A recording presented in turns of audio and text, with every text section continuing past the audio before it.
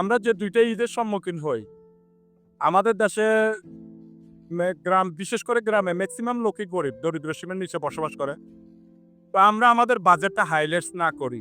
ধরেন আমি এক জোড়া জুতা নিলাম ৳৫০,০০০ দিয়ে। অথচ দেখা গেছে একটা মানুষ ১ বছরে ৳৫০,০০০ ইনকাম করতে পারে না। তো এই জিনিসগুলো মানুষের হৃদয়ে দাগ কেটে যায়।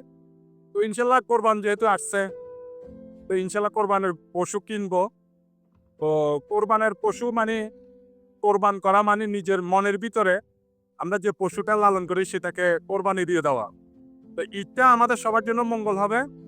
এই কোরবানির মাধ্যমে আমরা হিংসা, বিদ্বেষ, রাগ, অভিমান, দুঃখ, কষ্ট এগুলো সব ভুলে যাব। আমরা সবাই এক হয়ে যাব।